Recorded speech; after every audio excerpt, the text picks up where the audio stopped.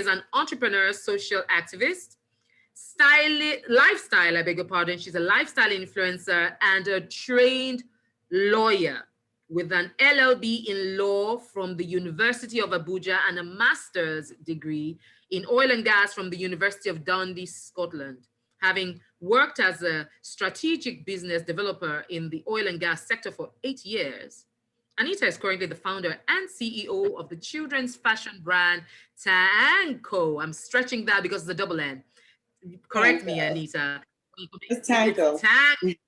All right, it's a double N. So TANNKCO. And she's also the author of the ABCs of Africa. Ladies and gentlemen, UR3 2021 tribe. Can we put our hands together and make welcome? Let's send it again. Let's send it again. I know we did it before, but let's just send it again and make welcome Anita Okoye. Yes, I'm the one that. Hi, everyone. Emojis, and Anita is over to you, darling. So my topic today is finding and reapplying yourself. I created slides actually, but now I can't show you because I'm using my computer. But let's get to it. So what does finding yourself mean? I posted a picture today on Instagram, and a lot of people said, I'll email the slides. Yes, Omang. So a lot of people were like, oh, I really need this at this point. You know, life has turned, my life is upside down. I don't know what to do. So finding yourself basically means cultivating a deeper understanding of who you are. Okay, so just understanding who you are away from other people's definition of who you are or people's perception of who you are, you defining who you are and understanding what that means. It's also figuring out where you stand on things. So topics, concepts, global issues, what do you really stand for? It's finding yourself means being at peace with your being at peace with who you've become. My friend just dropped off a gift for me and she's like, you have a conference, you haven't made up yet. I said, I have to do the conference like this so everybody will just accept me for who I am, right? So it's about, you know, being at peace with who you are, understanding. Steph, can you hear me? Steph? Yes, I can hear you. Very clear. Okay, great. Okay. Yes, I'm very audible. Just go ahead. Great. It's about accepting your feelings, your personalities, your dreams, your goals, your ambitions, and being unapologetically you. I have found that once you start that journey of finding yourself, you tend to be more confident. You tend to be less aware or affected by how people view you. And you just make the right decisions because, you know, you come first.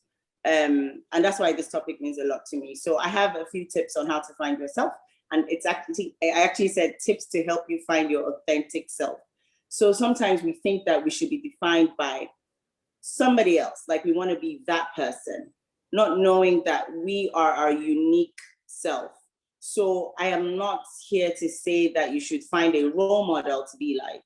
I'm here to say you should be a better version of you, okay? So these are the tips to help you find your authentic self. My number one tip is, and I'll email these slides later, is think back to a time when you felt truly comfortable in your skin. Think back to that point where, you know, you didn't care about what people said. You know, you might be going in primary school or secondary school, even in university, or when you were younger, much, much younger. And find out, why did you feel so comfortable in yourself that negative comments or people's perception did not get to you, and where you could fully express yourself? If you look at children, most of us who have kids, you can see that. And if you know children in general, they have an opinion, they have a view, and they can express it. Children express these things fearlessly, without reservation. They show you their character without feeling, am I doing too much? Or am I doing so less? So how did us as adults grow up and then start to dim our lights or start to be, you know, quirky and not expressive of who we are? So find out, think back to when you were very comfortable. When you find that place, try and harness that feeling and then move forward. Evaluate your relationship. So Evaluate the relationships around you, your family dynamics, your friendships, people who knew you when you were younger. How do they speak to you? How do you react? Do you just, give them tear-jacking jabs all the time, or do they give you that? Those are sorry, I'm rushing through because I know my time is almost up. Just find out, evaluate your relationships, let people understand that you're grown. I had an incident actually yesterday, after the funeral of my sister-in-law's dad, and some of her friends were there. They knew me when I was 17. And then someone was saying, Anita, this small girl, I knew you when we were 17. I said, Auntie, I'm grown now. I'm grown. I have 3 kids. I have an opinion. So can I speak? These are the things that you need to be able to express to other people without being rude, but also letting them understand that, you're grown. You have an opinion. You can say what you want to say. So don't let your family members, your friends, your older people tell you, is it not small you can't do this. You should be able to express yourself. The third one is try new things. So challenge yourself, go out, things that you know that you can do or things that you think you can do, try them. It doesn't hurt to try new things. It doesn't hurt to pick up a book and start reading, even if you don't like reading. It doesn't hurt to start working out. It doesn't hurt to start eating fruits and vegetables. So these are the kind of things that you need to start doing. And then number 4 is start going to places by yourself. So don't wait for your friend to go. You really want to go somewhere, but you're looking for somebody to tag along. For you to find yourself, you need to be able to attend events by yourself. You need to be able to go to church by yourself without saying, my sister is not here today, I can't go to church. Or my friend is not here today, I can't go to the library. Or, you know what I mean? So you need to be able, I see some comments. So you need to be able to start going to places by yourself. When you get there, you find that you enjoy it in a wholesome way. You're not waiting for someone's comment to say, do we really like what's going on here? You're saying to yourself, I like what's going on here. If you go to a movie, you can go to a movie by yourself. I remember going to a movie by myself recently, and I felt so good. I laughed, I cackled, I was so happy. Nobody told me, look at that girl's dress. Oh, look at what's going on here. This thing is boring, let's go. Once you start doing things by yourself, you tend to find your inner self. You tend to even have conversations with yourself. Number 5 is figure out what's important to you. So you need to be silent enough to understand what's important to me, what motivates me, what am I here for? Once you know what's important to you, your life tends to go in the direction of making sure that those things or those people who are important to you actually do matter. We tend to fall off the bandwagon where we don't even know what's important to us anymore. And then we start making decisions that make us flail about. So figure out what's important to you, family members and things. And that would help you find yourself. It will help you remain your true, authentic self as well. Because once you know what's important to you, no other external factor will make you derail from, your goal.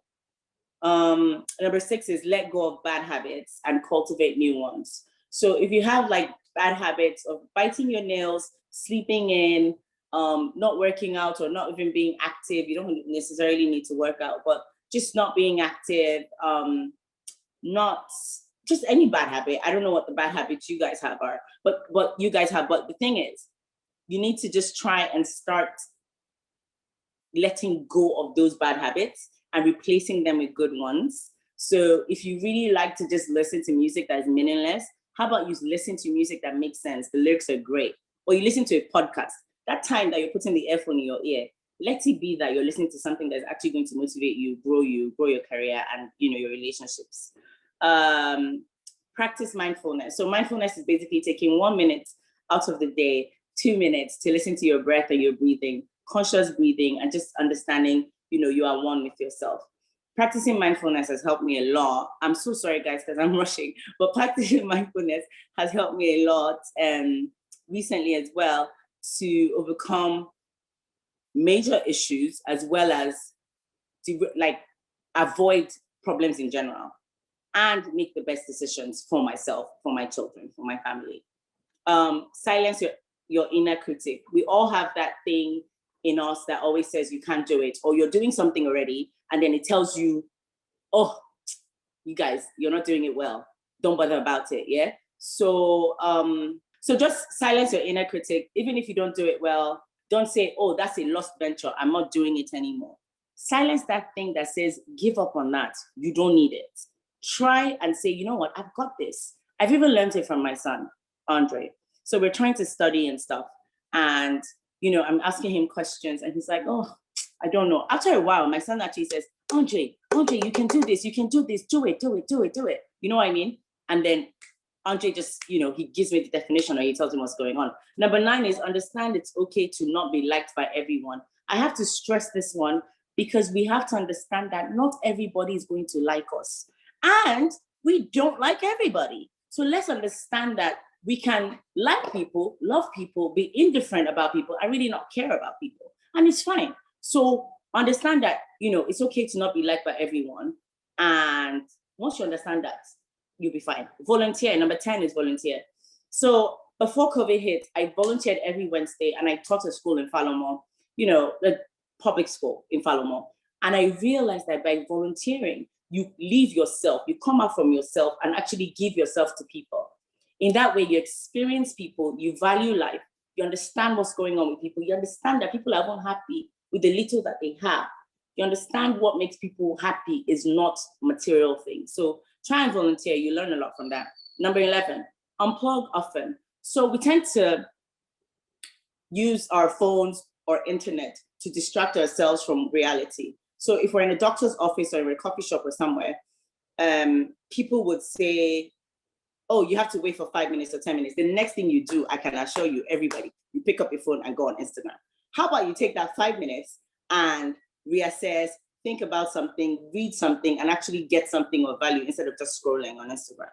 Number 12, identify your unique traits. So most people, and I've realized recently, at birthdays and stuff, you know, people go around and say what they like about the birthday girl or the birthday boy. That is when you actually say, oh, really, am I that nice? Am I that kind? So understand that you are a unique person and understand your unique traits. Find out from your friends who can give you honest feedback. What are you, like, who are you? What do you think? What do you think about me? Or do you think I'm kind? Or when was I kind to you? Or are you serious? Because we don't understand how cool we are or how unique we are or the value we bring to friendships, relationships, and people around us until they tell us later.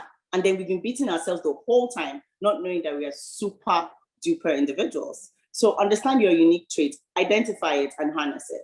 And the 13th one is consider therapy. So consider therapy, consider coaching sessions, you know, consider talking to people, because therapists basically let you say and express your feelings and emotions and your inner wisdom. They don't tell you anything, but they tell you, what do you think? How do you feel about this? And you start answering questions that, you know, on a good day, you wouldn't have even thought about. So consider therapy in different ways, coaching sessions, even listening to podcasts really is great therapy. So that's my 13 tips on how to find yourself. Reapplying yourself. So to find yourself 2.0, doing things that are you. So find out what makes you tick, find out what makes you happy, find out what makes you sad, find out what you stand for. So if you have a problem, if they bring out a topic like racism or police in Nigeria, what do you really think? Do you really think the police is actually helping us? Or do you think, you know what I mean? So have your authentic thoughts without someone else affecting it, and do things that are you. Do you like swimming? If you like swimming, if they say, let's go to the club, tell them, no, don't worry about that. I don't want to go to the club. I would rather swim. So do things that are you, and that's how you find yourself. There's the concept called ikigai that I have to talk about. Ikigai is something I found out last year. It's a Japanese concept that talks about your reason for being.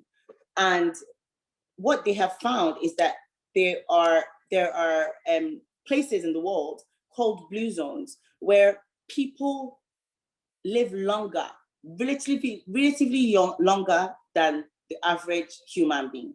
And why is that?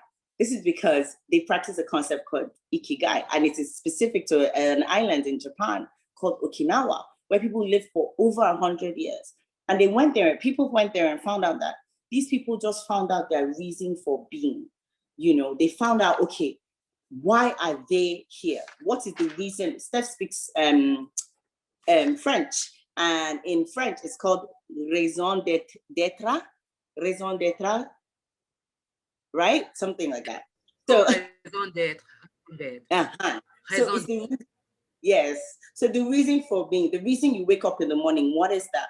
So you ask yourself, it's ikigai is a place where your passion, your mission, your calling, and your career intersect. What do you love? What are you good at? What does the world need? And what could you be paid for? Once you know what ikigai is and you practice it, you find that when you love yourself, you find out your purpose, your mission, your core values. You tend to feed your body and your soul, your mind with things that are good.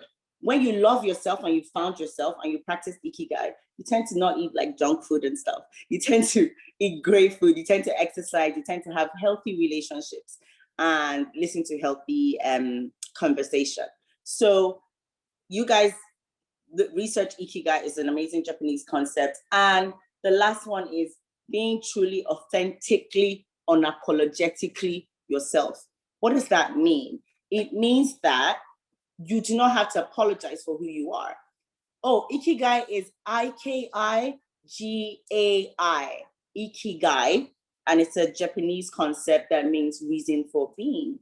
So be unapologetically yourself. Don't let anyone define you but you, and just, be cool, because, ikigai, ikigai.